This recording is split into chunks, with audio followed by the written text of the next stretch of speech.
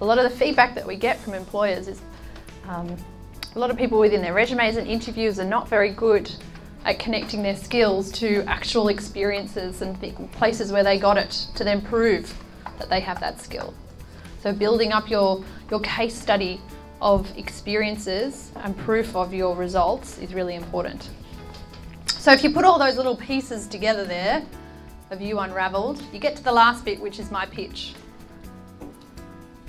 So how would you go putting together 2 or 3 sentences that summarise all of that stuff above, that help to capture brand you? Helps capture some of your passion, experiences, what you're working on at the moment and where you're heading. Captures some of those core values. Because your experiences, your passions, your values are unique to you and are what make you unique.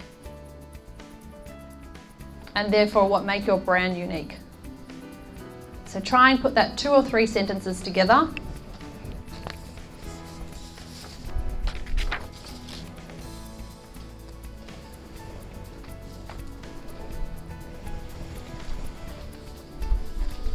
I'll give you 2 examples here because they're quite good. I'm a dedicated professional who helps owners of small manufacturing businesses develop and execute succession plans that guarantee firm continuity. No other CPA in the market can combine innovative thinking with resources, contacts and experiences like I do. The other example, I'm a manager who uses the audit process as a stepping stone to understand and help my tax-exempt clients solve their business issues. My clients think of me as a team player and a go-to resource who can find ways to solve their problems.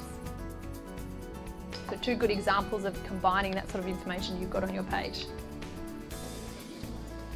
See, when you start adding a little bit more detail about yourself in there and passions and what I've done, there's a whole lot more great conversation that actually comes out. So don't be afraid to use that sort of information when you introduce yourself.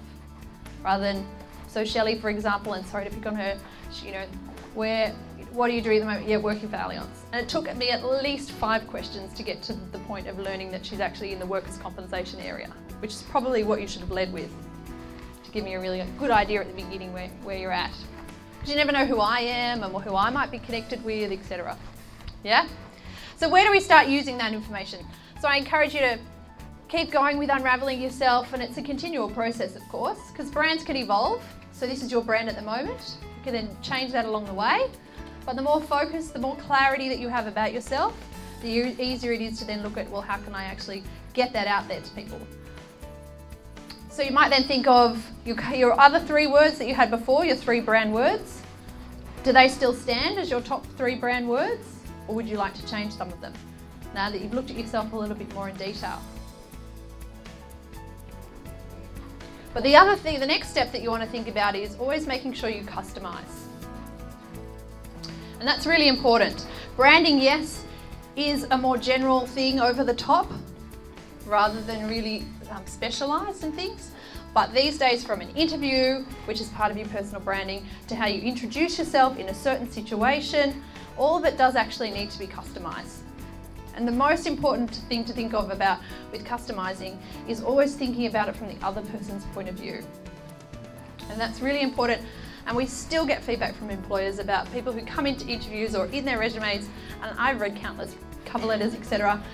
And they talk all about themselves, which is obviously what you're supposed to do in those things, but you're really, really important is also coming at it from the other person's point of view. What's in it for me? So if I was to employ you, I want to know, what are you going to do for me? It's the same for when you're customising your message in regards to branding.